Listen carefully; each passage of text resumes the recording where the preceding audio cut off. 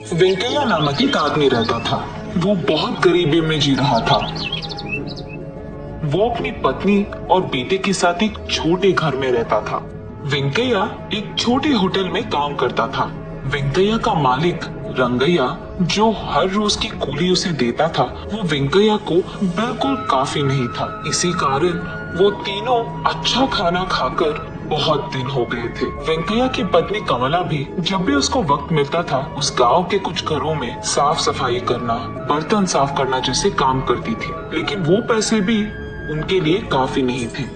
इस कारण पति पत्नी दोनों एक दिन घर में बैठकर ऐसे बात करते हैं,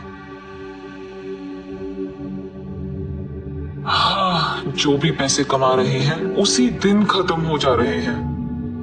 ऐसे ही चलता रहा तो हम हमारे बच्चे को कैसे पढ़ाएंगे? मुझे कुछ समझ में नहीं आ रहा है जी। मुझे भी पता नहीं कमला कि हमारी जिंदगी कब बदलेगी, कि हम अपने खुद के घर में आराम से कब सोएंगे, वो दिन कब आएगा। वरना आप ऐसी छोटी मोटी काम नहीं और कुछ बड़ा देख लीजिए ना, ऐसा कुछ जो हमें ज्यादा पैसे दे। ये सुनकर वेंकैया, ठीक है कमला, कल सुबह जाकर मैं कोई दूसरा नया काम ढूंढूंगा, ऐसे कहता है। अगली सुबह वेंकैया उसके मालिक रंगैया के पास जाकर ऐसे कहता है, साहब, जो पैसे आप मुझे दे रहे हैं वो काफी नहीं है साहब, इसलिए सोच रहा था कि नया काम ढूंढ लूंगा। अरे ये कैसी बात हुई वेंकैया?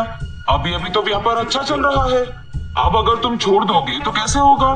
बात तो सही है साहब, लेकिन ठीक है, एक काम करो, हमारे होटल में लोगों को मछली की करी बहुत अच्छी लगती है ना, तुम्हें मछली पकड़ना तो वैसे भी आता है, तुम हर रोज होटल को मछलियां लाओ, ऐसे करके तुम्हें भी ज्यादा पैसे मिलेंगे और मेरा व्यापार भी बढ़ेगा। ठीक है साहब, मैं कल से ही मछलियां पकड़ के लेके आऊंगा। ये कहकर वो वहां से चली जाता है। अगले दिन वेंकैया मछलियां पकड़ने पास में मौजूद तालाब को जाता है और वहां कुछ मछलियां पकड़ता है। ऐसे वो उस दिन के पकड़े हुए मछलियां लेकर होटल जाकर उसके मालिक रंगैया को देता है। ताज़ी मछलियां लाने के लिए होटल का मालिक रंगैया वेंकैया को उसके रोज की कूली से कई गुना ज्यादा पैसे देता है। ये देख वेंकैया बहुत खुश होता है। ऐसे ही अगले दिन भी ज्यादा मछलियां पकड़कर वेंकैया रंगैया को देता है। उसी हिसाब से रंगैया भी ज्यादा पैसे देता है वेंकैया को। ऐसे ही कुछ दिन चलता रहा और वेंकैया को भी ज्यादा पैसे मिलने लगते हैं। ऐसे ही चलता रहा तो कुछ दिनों में हम एक घर भी खरीद पाएंगे और हमारे बच्चे को एक अच्छे स्कूल में पढ़ा सकते हैं। ये सोचकर पति पत्नी दोनों बहुत खुश होते हैं। ऐसे ही कुछ दिन बीत जाते हैं। एक दिन मछलियां पकड़कर होटल जाता है वेंकैया। वेंकैया, व्यापार ठीक नहीं चल रहा है, कल से मैं तुम्हारे पास मछलियां नहीं खरीद पाऊंगा और आज भी इतनी सारी मछलियां मैं नहीं खरीद पाऊंगा, इसलिए थोड़े ही खरीदूंगा और उनके पैसे दे दूंगा। ये कहकर कुछ ही मछलियां लेकर उनके ही पैसे देता है रंगैया। उसके बाद बाकी मछलियों को हाथ में लेकर वेंकैया ऐसे सोचता है, अरे रे, अभी अभी तो मैंने सोचा कि पैसे हाथ में आ रहे हैं और ऐसे हो गया।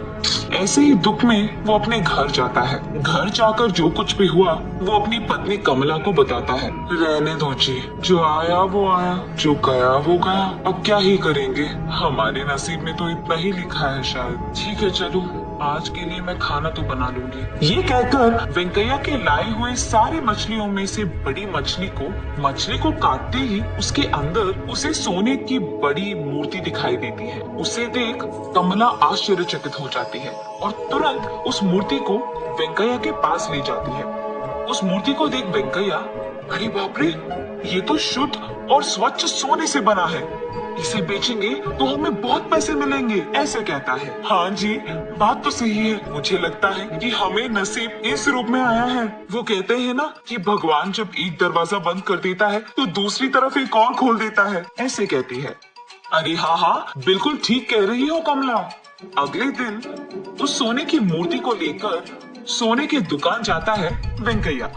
वहाँ का मालिक उस मूर्ति को जांचकर ऐसे कहता है, अरे ये तो बहुत पुराना मूर्ति है और इसका मूल्य बहुत ज्यादा है, अब तुम्हें देने के लिए मेरे पास उतने पैसे तो नहीं है। अरे रे, अब क्या करेंगे साहब? लेकिन मैं तुम्हें थोड़े थोड़े करके पैसे दे सकता हूँ, एक ही बार में तो नहीं दे सकता। मंजूर है वेंकैया? ठीक है, वही करेंगे फिर। ये कहकर उस मूर्ति को बेचकर थोड़े पैसे घर ले जाता है वेंकैया। लिए उन पैसों से सबसे पहले वो एक होटल शुरू करता है और उस होटल में वो मछली की बिरयानी को बेचना शुरू करता है। रंगैया के मछली की करी के अलावा उस गांव में किसी ने भी अब तक मछली की बिरयानी नहीं बनाई है, इसीलिए वेंकैया की होटल की बिरयानी एकदम बहुत प्रसिद्ध बन जाता है। इस कारण वो उसके होटल में कुछ लोगों को काम भी देता है और क्योंकि वेंकैया वेतन ज्यादा दे रहा था, ये सुनकर रंगैया के होटल में काम करने वाले लोग भी वेंकैया के होटल जाकर काम करने लगते हैं। ये सुनकर रंगैया वेंकैया के पास जाकर ऐसे कहता है, क्या वेंकैया, मेरे होटल में काम करने वाले लोगों को भी तुम्हारे होटल में काम करने के लिए लगा दिया तुमने? तुम्हारे वजह से मेरा व्यापार खराब हो गया है। तुम कूली का काम करते हुए मछलियां पकड़ते थे, एक बार में जब नसीब बदल गया तो अकड़ चढ़ गया दिमाग को। साहब, मैंने उनसे ये नहीं कहा कि आपके पास काम बंद करके मेरे पास काम करने आ जाए। उनको काम चाहिए था और मेरे पास काम था तो मैंने दिया, बस। जरा मैं भी तो देखो कि कितने दिन तुम ऐसे ही व्यापार चलाओगे। व्यापार चलाना आसान नहीं होता है वेंकैया, हमारे परिवार में ये बहुत सालों से आ रहा है। एक बार जो नुकसान आ गया ना, तुम वापस कूली का काम ही करने लगोगे। याद रखना, क्या कहीं लिखा है कि आप जैसे लोग ही व्यापार कर सकते हैं और हमारे जैसे नहीं? और वैसे भी मुझे कोई डर नहीं है साहब, अगर मेरा व्यापार नहीं चला तो मैं वापस कूली का काम कर ही लूंगा, लेकिन आप तो वो भी नहीं कर पाएंगे। आपका व्यापार वैसे भी ठीक तो नहीं चल रहा, तो जरा आप ही देख लो, कूली का काम करना है या कोई और। ऐसे आराम से रंगैया को जवाब दे देता है वेंकैया। ये सुनकर गुस्से में चुपचाप वहाँ से चले जाता है रंगैया। एक तरफ होटल चलाते हुए कमाकर, दूसरी तरफ उस सोने की दुकान के मालिक से पैसे लेता है वेंकैया। उन्हीं पैसों से उसके बेटे को एक अच्छे स्कूल में पढ़ाता है, एक अच्छा घर भी खरीदता है और उसकी बीवी को ढेर सारे गहने खरीदता है। ऐसे कुछ ही दिनों में वेंकैया काम के लिए ढूंढने के स्थान से काम देने के स्थान तक जाता है।